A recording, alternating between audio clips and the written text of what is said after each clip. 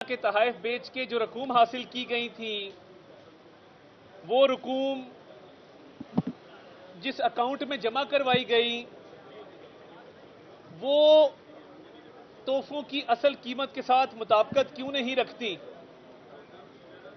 کوئی ایک جرم نہیں ہے، نیازی صاحب کے جرائم کی فہرست بہت طویل ہے اور اتنی طویل ہے کہ 11 ماہ انہوں نے آئیں بائیں شائیں کرنے میں گزار دیے، عدالت کے دائرہ اختیار کو چیلنج کرتے ہوئے، عدالت کے دائرہ اختیار کے ساتھ ساتھ ٹرائل جج پہ عدم اعتماد کرتے ہوئے، ٹرائل کورٹ سے کبھی ہائی کورٹ، ہائی کورٹ سے کبھی سپریم کورٹ، سپریم کورٹ سے کبھی واپس ہائی کورٹ۔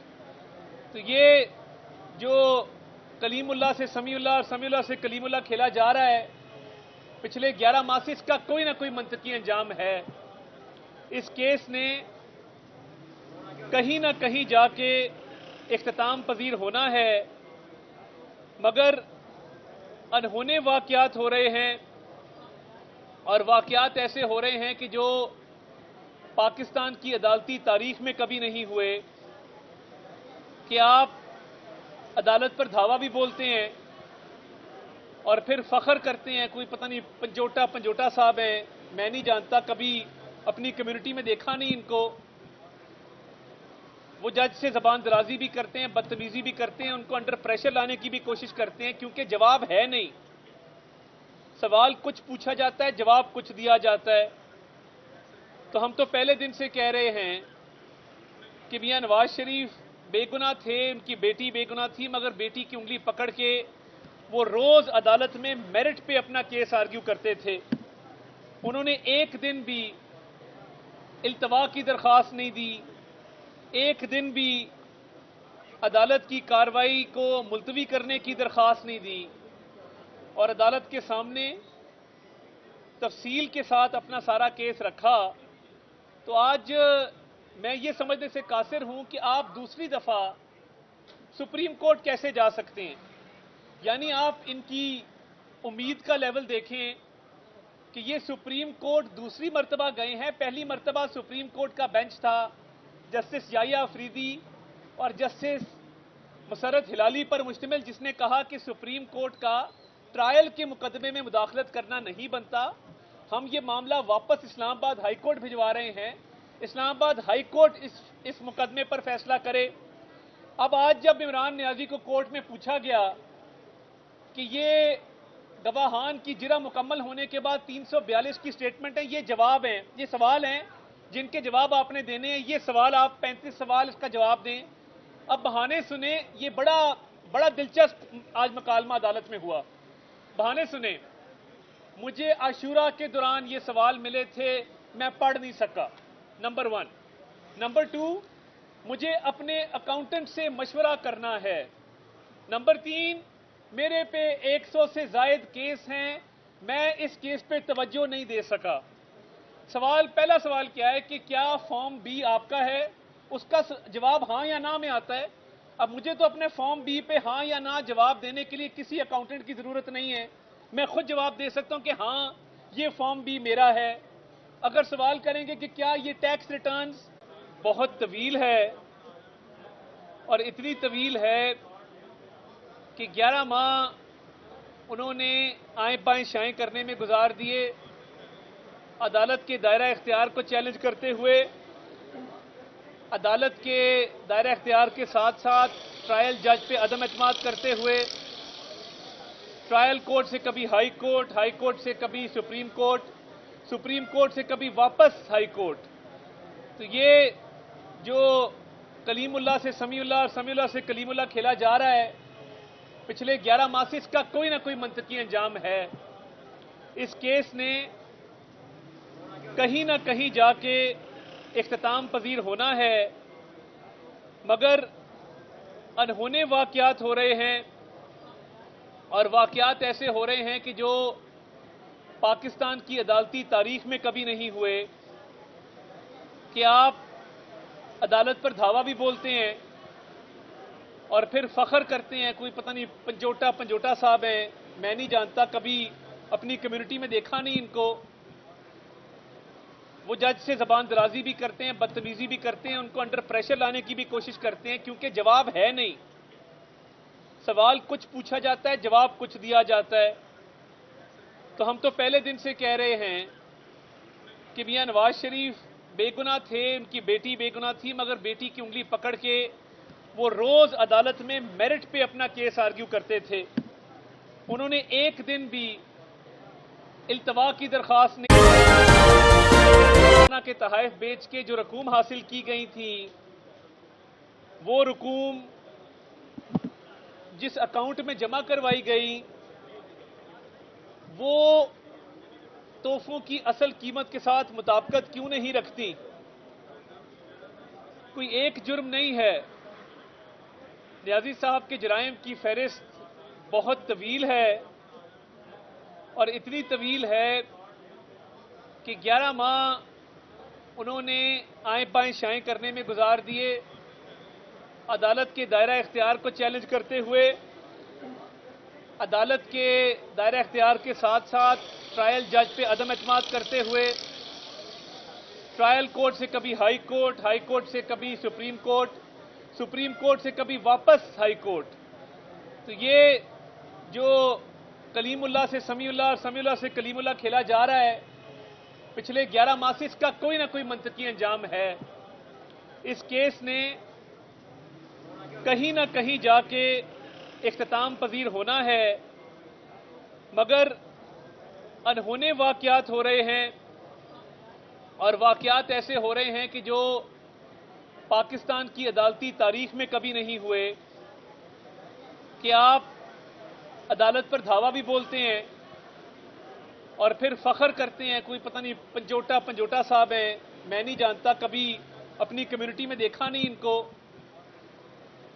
وہ جج سے زبان درازی بھی کرتے ہیں, بدتمیزی بھی کرتے ہیں, ان کو انڈر پریشر لانے کی بھی کوشش کرتے ہیں, کیونکہ جواب ہے نہیں. سوال کچھ پوچھا جاتا ہے, جواب کچھ دیا جاتا ہے. تو ہم تو پہلے دن سے کہہ رہے ہیں کہ میاں نواز شریف بے گناہ تھے, ان کی بیٹی بے گناہ تھی, مگر بیٹی کی انگلی پکڑ کے وہ روز عدالت میں میرٹ پہ اپنا کیس آرگیو کرتے تھے. انہوں نے ایک دن بھی التوا کی درخواست نہیں دی, ایک دن بھی عدالت کی کارروائی کو ملتوی کرنے کی درخواست نہیں دی, اور عدالت کے سامنے تفصیل کے ساتھ اپنا سارا کیس رکھا. تو آج میں یہ سمجھنے سے قاصر ہوں کہ آپ دوسری دفعہ سپریم کورٹ کیسے جا سکتے ہیں. یعنی آپ ان کی امید کا لیول دیکھیں کہ یہ سپریم کورٹ دوسری مرتبہ گئے ہیں. پہلی مرتبہ سپریم کورٹ کا بینچ تھا جسٹس یحییٰ افریدی اور جسٹس مسرت ہلالی پر مشتمل, جس نے کہا کہ سپریم کورٹ کا ٹرائل کے مقدمے میں مداخلت کرنا نہیں بنتا. ہم یہ معاملہ واپس اسلام آباد ہائی کورٹ بھجوا رہے ہیں, اسلام آباد ہائی کورٹ اس مقدمے پر فیصلہ کرے.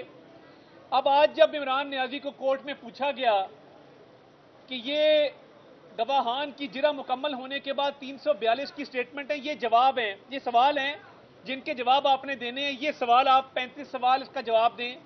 اب بہانے سنیں, یہ بڑا دلچسپ آج مکالمہ عدالت میں ہوا. بہانے سنیں, مجھے عاشورہ کے دوران یہ سوال ملے تھے, میں پڑھ نہیں سکا, نمبر 1. نمبر 2, مجھے اپنے اکاؤنٹنٹ سے مشورہ کرنا ہے. نمبر 3, میرے پہ 100 سے زائد کیس ہیں, میں اس کیس پہ توجہ نہیں دے سکا. پہلا سوال کیا ہے کہ کیا فارم بی آپ کا ہے؟ اس کا جواب ہاں یا نہ میں آتا ہے. اب مجھے تو اپنے فارم بی پہ ہاں یا نہ جواب دینے کے لیے کسی اکاؤنٹنٹ کی ضرورت نہیں ہے, میں خود جواب دے سکتا ہوں کہ ہاں یہ فارم بی میرا ہے. اگر سوال کریں گے کہ کیا یہ ٹیکس ریٹرنز آپ کی ہیں جو الیکشن کمیشن آف پاکستان میں جمع ہوئی تھیں, اس کا جواب ہاں یا نہ میں آنا ہے. اس میں کوئی تکنیکی معاملہ نہیں ہے.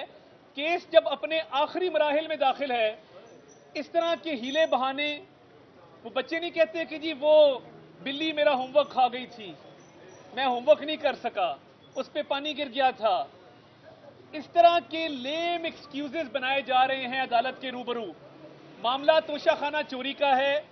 کیا چوری کی ہے؟ اگر کی ہے تو پھر وہ تحفے جو تھے وہ ڈکلیئر کیوں نہیں کیے, اور جو رقم ان سے ملی وہ آپ کی اکاؤنٹ میں رقوم سے مطابقت کیوں نہیں رکھتی؟ आपने ये स्टेटमेंट देनी है। ये वाहिद ट्रायल कोर्ट का केस है जिसको ट्रायल कोर्ट ने 2 मरतबा इनकी दरखास्त ट्रायल को रोकने की मुस्तरद की। उसके बाद इस्लामाबाद हाई कोर्ट ने 2 मरतबा ट्रायल रोकने की सदा मुस्तरद की। फिर 1 मरतबा सुप्रीम कोर्ट ने ट्रायल रोकने की सदा मुस्तरद की। क्योंकि कोई स्टे ऑर्डर नहीं है, ये केस हतमी मराहिल में दाखिल है, तो इसलिए बहानेबाजी की जा रही है, अदालत से राह फरार इख्तियार किया जा रहा है। आज न्याजी साहब के चेहरे पे घबराहट है, कहा करते थे घबराना नहीं है, शदीद घबराहट है। आज जवाब देने को कोई नहीं है। आज बहाने किए जा रहे हैं कि मुझे तो कल सवालनामा मिला, मैं तो अकाउंटेंट से बात नहीं कर सका, मैं तो फलां नहीं कर सका, मैं तो ढमका नहीं कर सका। क्या आपको पता नहीं था कि 11 माह से ये केस चल रहा है? आपको सुप्रीम कोर्ट जाना आज याद आया, और मैं हैरान हूं कि बशीर की, अहमद की, बूटे की दरखास्त पे तो नंबर अलॉट नहीं होता सुप्रीम कोर्ट में। तो ये कैसी दरखास्त है कि सुबह आई है और दोपहर को नंबर अलॉट हो गया? अब ये तमाम नजरें इन्होंने सुप्रीम कोर्ट की तरफ लगाई हैं। इसमें इसका कसूर नहीं है। जिस मुल्जिम को जिस्मानी रिमांड के दौरान रिहाई मिल जाए सुप्रीम कोर्ट से, उसका तो बार बार दिल करेगा, उसका जी चाहेगा कि मुझे रोज रोज ऐसी इनायात करामात मेरे पर हों, मुझे रोज बुलाया जाए और कहा जाए गुड टू सी यू, क्या खूब लग रहे हैं, कहां से आ रहे हैं, ट्रायल कोर्ट से आ रहे हैं, जाए माफ किया। इस तरह का मामला नहीं होगा।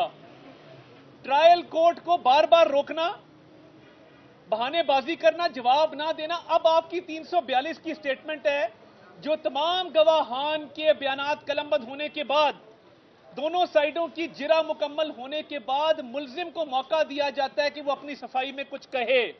अगर आपके पास सफाई में कहने को कुछ नहीं है बहानों के अलावा, तो फिर तो ये केस खत्म हो जाना चाहिए और कोई ना कोई फैसला इसका हो जाना चाहिए, वरना इसका अंजाम भी वही होगा कि 6 साल फॉरेन फंडिंग का केस चला। अब ना कोई बहाना है, ना कोई उज़र है। आपने अपनी सफाई में जो कहना है वो कह चुके हैं। बार बार आपके वकील भागते हैं दरखास्तें बना के सुप्रीम कोर्ट और हाई कोर्ट में।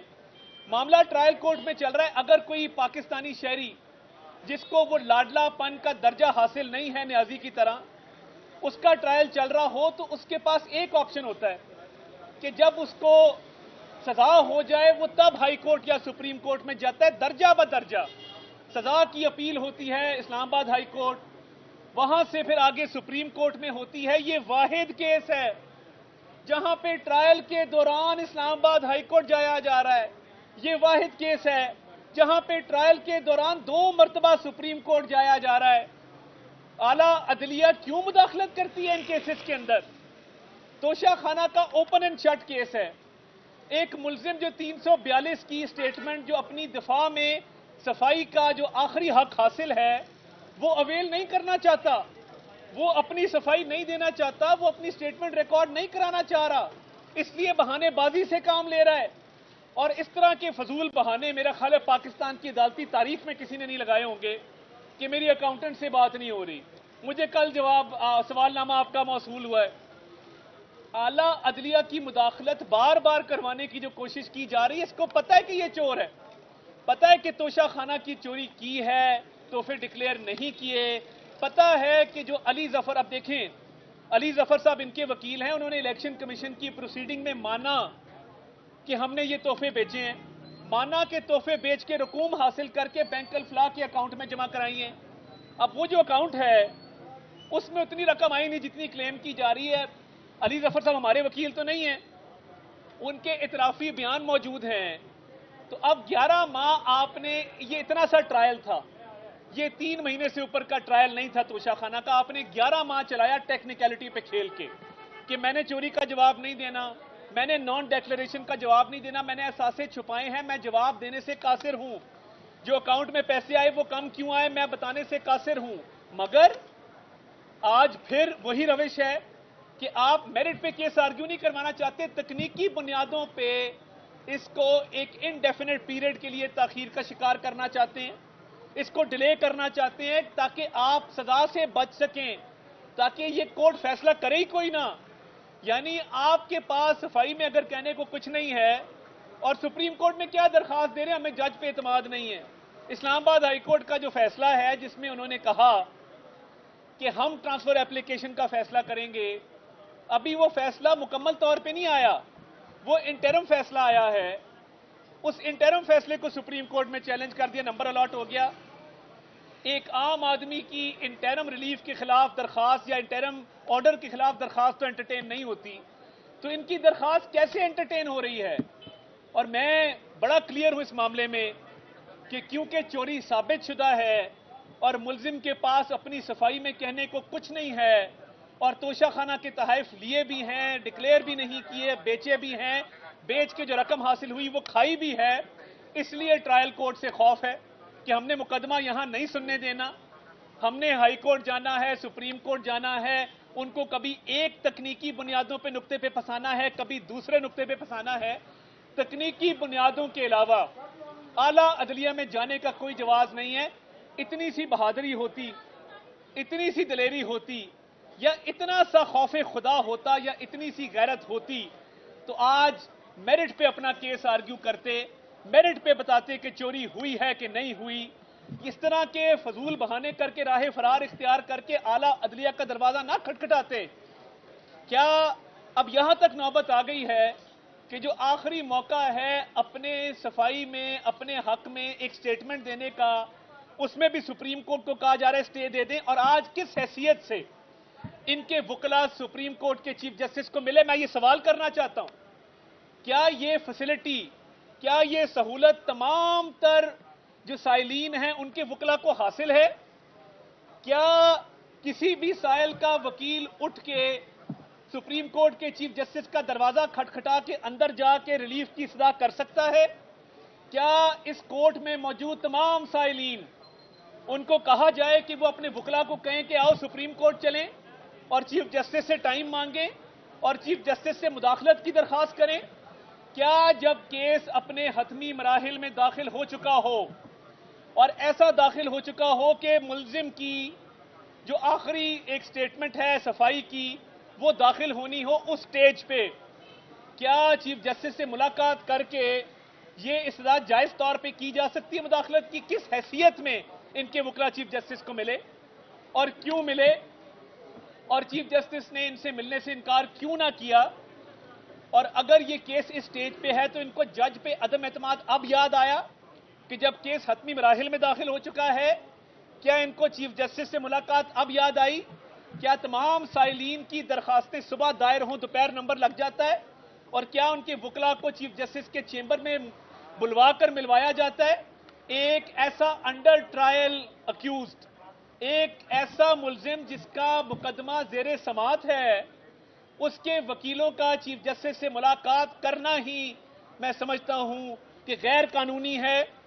چیف جسٹس کو ان کو ہیئرنگ نہیں دینی چاہیے تھی، چیف جسٹس کو یہ ملاقات کیس کی اس سٹیج پہ نہیں کرنی چاہیے تھی، ان کو کہنا چاہیے تھا کہ آپ ٹرائل کورٹ جائیں اور ٹرائل کورٹ میں اپنا مقدمہ سنوائیں۔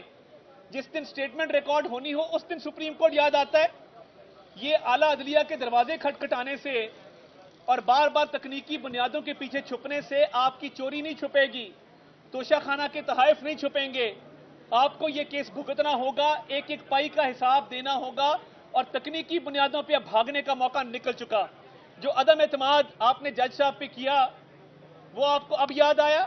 فرد جرم پہ اعتراضات آج یاد آئے ہیں بحث مکمل ہو جانے کے بعد؟ تو میں سمجھتا ہوں کہ عمران نیازی کے پاس اب صفائی دینے کو کچھ نہیں ہے، چوری ثابت شدہ ہے، راہ فرار اختیار کی جا رہی ہے، تکنیکی بنیادوں پہ کبھی سپریم کورٹ سے مداخلت کا کہا جا رہا ہے، کبھی ہائی کورٹ سے، مگر وہ ٹرائل کورٹ میں اپنا مقدمہ سنوانا نہیں چاہتے، نہ اس کو آگے لے جانا چاہتے ہیں۔